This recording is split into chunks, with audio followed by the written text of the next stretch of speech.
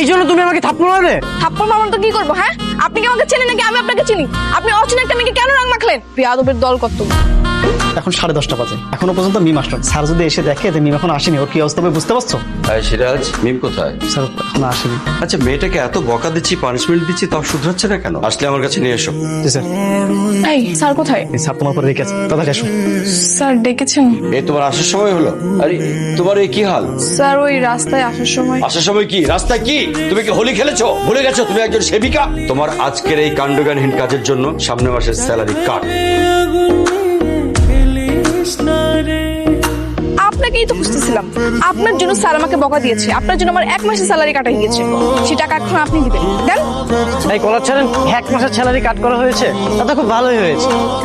কিন্তু খুব বেয়াদব লোক। অন্যায় করেছেন আপনি, আর সেটার জন্য শাস্তি পেয়েছি আমি, আর এখন আপনি মজা নিচ্ছেন। সামান্য রং মাখানোর জন্য তুমি আমাকে থাপ্পড় মেরেছো। থাপ্পড়টা তো খুব কম হয়ে গেছে। আপনাকে যে মেরে তেঁতুল গাছে লটকে রাখিনি সেটাই আপনার ভাগ্য। তোমার আন্দাজ নেই আমি কি জিনিস। আয় আয়।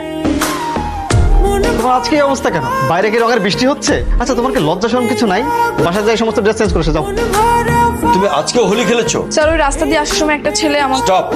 ওনা এভাবে শুধরাবে না। আপনার কাজ করুন স্যার, ও 2 মাসের স্যালারি কেটে দিন। আমি তোমাকে লাস্ট ওয়ার্নিং দিচ্ছি, এরপর যদি এরকম অপরাধ দেখি আমি তোমাকে এখান থেকে বের করে দেবো এবং তোমার সার্টিফিকেটে রেড মার্ক করে দেবো। বাসায় চলে যাও, আজকে তোমার ডিউটি নেই, যাও। আরে 402 নম্বরে একটা অ্যাক্সিডেন্ট কেস এসেছে, ছেলেটা পা ছিলে ফেলেছে, একটু ব্যান্ডেজ করে দিতে হবে। এই এই মাসো, আমি মরে গেলাম ডাক্তার, তাড়াতাড়ি মেডিসিন নিয়ে আসেন। অনেক জ্বলতেছে ডাক্তার। আচ্ছা আমি দেখছি। ইস, এখানে তো ছিল অবস্থা খুবই খারাপ, আপনার পাশার অবস্থা খুবই খারাপ দেখছি। এখন তো আপনার বাথরুমে বসে কষ্ট হয়ে যাবে। ডাক্তার তাড়াতাড়ি মেডিসিন আনেন ডাক্তার। আরে বাবা, তো চিল্লাচ্ছেন কেন? চিল্লালে কি ব্যথা কমবে?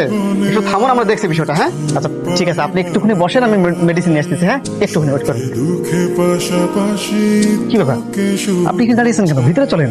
রোগীর অবস্থা খুবই খারাপ, আর এবার পেছন সাইড, ব্যাক সাইড, সামনের সাইড সবকিছু ছিলে গেছে। আর পাছার যে সাইডটা, এটা সম্পূর্ণ ছিলে গেছে। ওটা তো এখন আর পাছা নেই, ওটা একদম সরিষা খেতে হয়ে গেছে। আপনি দ্রুত একটা ব্যথানাশক ইনজেকশন নিয়ে আসেন, আর হচ্ছে ড্রেসিং করার ব্যবস্থা করেন। আসেন দ্রুত আসুন। এই শুনেন, উনি যেভাবে ওমা করে চিল্লাচ্ছে, পুরো হসপিটাল তো মাথায় তুলবে ইনজেকশন দিলে। তাহলে এখন কি করবেন? শুনেন, আপনি কাজ করেন, আমি যখন ইনজেকশন দিব তখন আপনার চোখ দুটো ধরে রাখবেন, তাহলে কাজটা দ্রুত হবে, ব্যথাও কম পাবে। তা ঠিক বলেছেন। আচ্ছা ঠিক আছে, কাজ করেন, আপনি জলদি ইনজেকশন নিয়ে আসুন, যান প্লিজ যান। এটাই সুযোগ প্রতিশোধ নেওয়ার।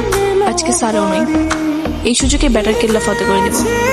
আমার সাথে পাঙ্গা নিয়েছিলি না, তোকে আজকে গরুর ভ্যাকসিন দিব, তখন তুই বুঝবি কত ধনে কত চাল।